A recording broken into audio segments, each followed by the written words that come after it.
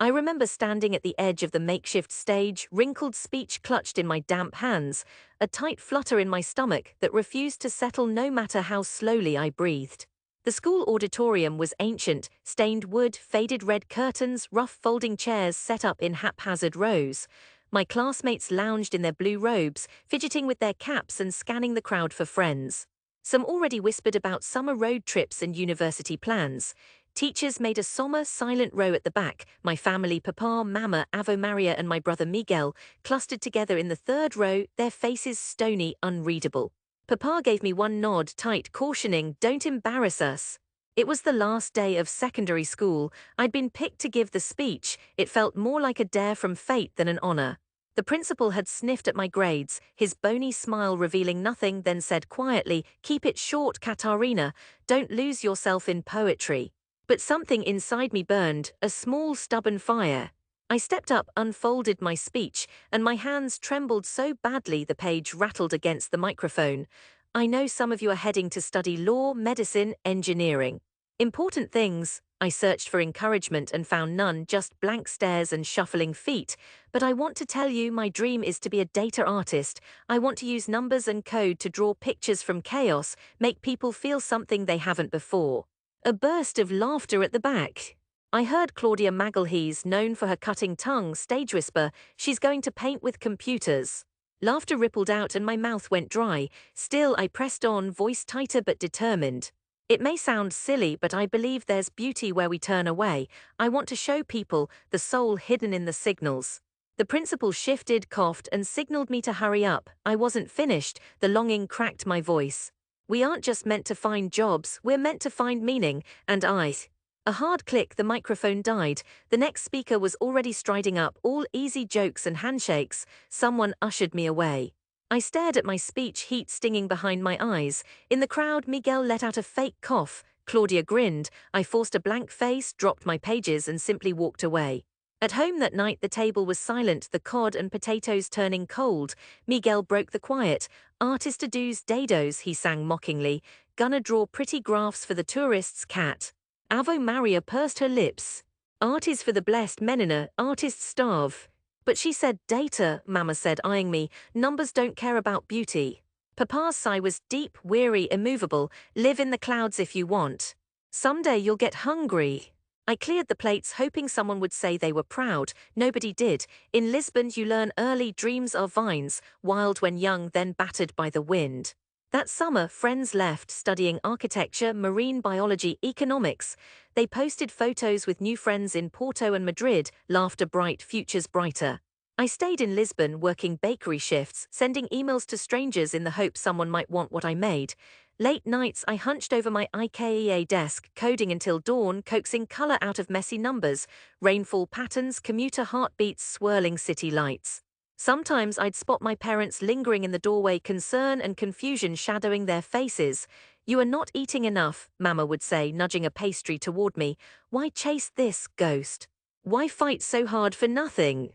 I kept going, every no in my inbox strung, but I told myself out loud sometimes, "One day someone will see." By year's end, I had enough rejections to fill a box. Still, one morning a reply blinked in my inbox from a French company building a digital museum. "Saw your visualizations. Can you make Lisbon's tram network move like a poem?" The job barely paid, but I took it. I mapped the yellow trams as glowing threads snaking across midnight blue city blocks. The patterns, braided and separated, lit up the city like it was breathing. My piece caught fire with data geeks online, and one day on the tram I saw strangers watching it on their phones.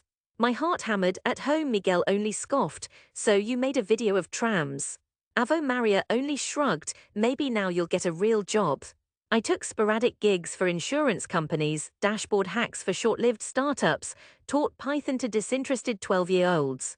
Sometimes Lisbon felt suffocating. I dreamed of Paris or Barcelona, but I always stayed, coming home for Mama's soup, Avo Maria's stories, sunset ricocheting off cobblestones. Years drifted by.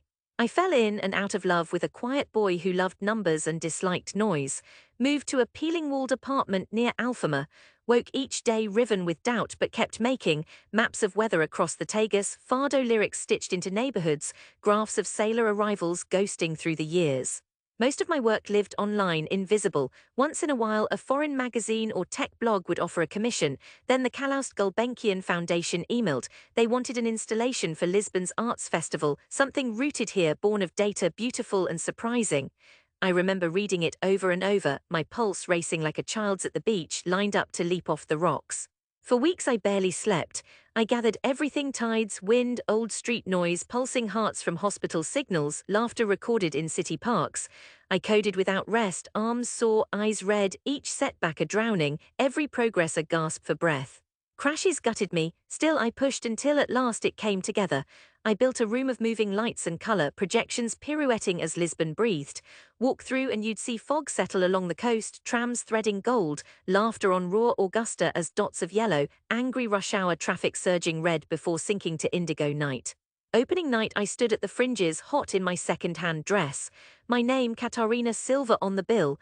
People streamed in, artists, data nerds, students, grandparents, a scatter of foreigners and old neighbors. A swirl of perfume and sweat, the flash of cameras, clinking glasses, candle wax. For the first time my work lived beyond my battered old laptop.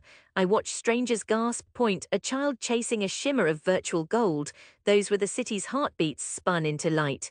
Someone called it magic. A journalist asked for an interview. My inbox glimmered with invitations by midnight. That night the city glowed under fading stars. I stood on a little balcony outside the gallery and took it all in. Olive trees, old rooftops, headlights crawling slow, distant strains of fado washing from the river. For a moment I felt, no matter what would come, I'd put something real into the world. A week passed. The installation caught fire online. The foundation paid me real money, more than I'd seen in 3 years. Soon I was off to London for a panel, then Paris, then Sao Paulo.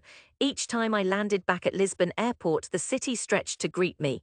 My inbox stayed full. Someone in Tokyo wanted a subway mapped. A New Yorker asked for the colors of night shift workers. Before I knew it, 5 years had rolled since that night on stage.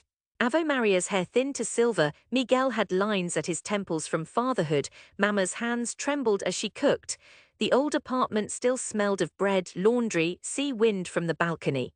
One spring evening the mayor's office called, a commission for a permanent installation in Praça do Comércio, the square at Lisbon's heart, data art for everyone. I pitched my idea, sweating, scared, in a crisp new shirt, and they loved it. I signed the contract, stunned.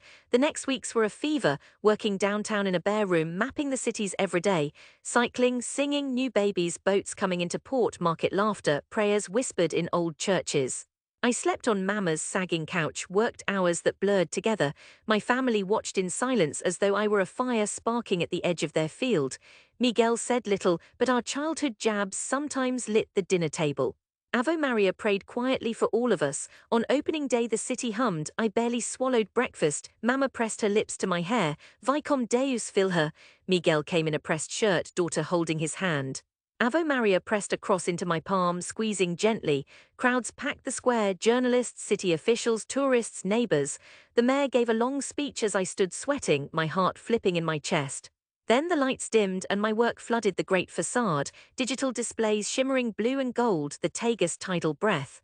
Carnival cheers rippled in yellow with every laugh recorded on the avenue, tramlines glittered and braided as golden threads, footsteps flickered, clustering, then breaking apart. The city's daily heartbeat, joys, sorrows, prayers unfurled for all to see. Phones flashed overhead. The crowd gasped. A child ran to the wall laughing. The mayor's aides blinked back tears. I looked for my family. Miguel's eyes were wide, bewildered, something softer behind the mask.